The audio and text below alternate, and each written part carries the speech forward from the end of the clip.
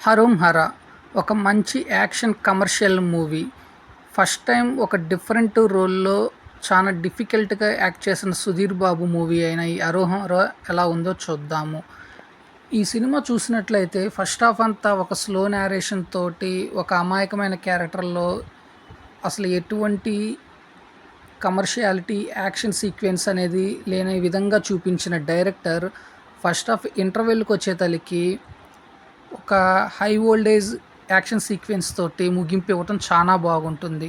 అట్లానే second half చూసుకుంటే cinema run అయ్యే విధానం చాలా స్పీడ్‌గా ఉంటుంది. అట్లానే ఆ వచ్చే యాక్షన్ సీక్వెన్స్ గానీ, అట్లానే సుధీర్ బాబు యాక్టింగ్ గానీ, పెర్ఫార్మెన్స్ గానీ, ఇకపోతే అతను వే ఆఫ్ బాడీ లాంగ్వేజ్ గానీ, ఆ నేటివిటీకి సంబంధించిన, ఆ ప్రాంతానికి సంబంధించిన స్లాంగ్ గానీ, వాడే డైలాగ్స్ గానీ చానా అంటే చానా ఇంట్రెస్ట్ క్రియేట్ చేస్తాయి. ఇకపోతే ఈ సినిమాలో వచ్చే BGM most of the important point అని చెప్పాలి.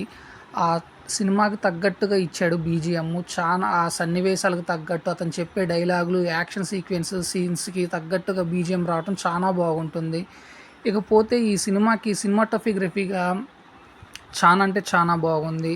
ప్రతి సీన్ టు సీను చానా బాగా క్రియేట్ చేశారు. అట్లానే టెక్నికల్ యాస్పెక్ట్‌లో చూసుకున్నట్లయితే విజువల్ వండర్‌గా చెప్పాలి. ఒక ప్రాంతంని ఓల్డ్ అట్మాస్ఫియర్‌లో చూపియాలి అంటే చానా బాగా చూపిచ్చారు. ఇక అలానే చూసుకుంటే ఫైట్స్ గానీ, డాన్స్ గానీ, యాక్టింగ్ గానీ సుధీర్ బాబు ఇరగదీశారు ఈ మూవీలో.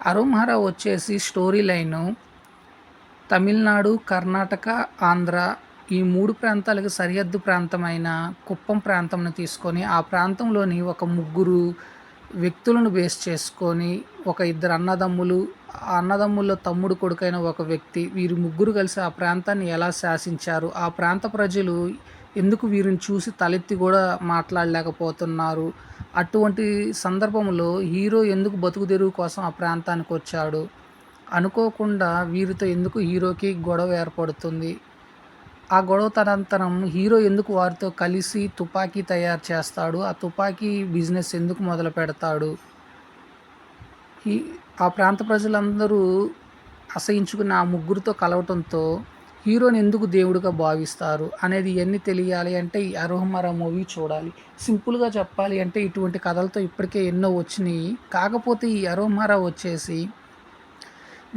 విజువలైజేషన్ గానీ, స్టంట్స్ గానీ, యాక్షన్ సీక్వెన్స్ గానీ, చూపించిన కొత్తదనం గానీ చానా అంటే చానా బాగుంటుంది. ఇప్పుడున్న వచ్చే మూవీస్‌లో 'కేజీఎఫ్', 'పుష్ప', 'త్రిబుల్ ఆర్' వంటి మూవీస్‌లో సేమ్ స్టోరీ లైన్‌తో ఉన్నప్పటికీ, కాకపోతే వాళ్ళు తీసుకున్న కంటెంట్ రొటీన్ కంటెంట్ అయినా గానీ, వాళ్ళు చూపిచ్చే విధానము, టెక్నికల్ యాస్పెక్ట్ గానీ, విజువల్స్ గానీ, ఇంకా అట్లా ఉంటే యాక్షన్ సీక్వెన్స్ గానీ బెస్ట్ ఉండటంతోటి సక్సెస్ అయ్యి, అదే ఫార్ములా ఇందులో కూడా ఫాలో అయ్యారు 'హరోం హరా'లో కూడా.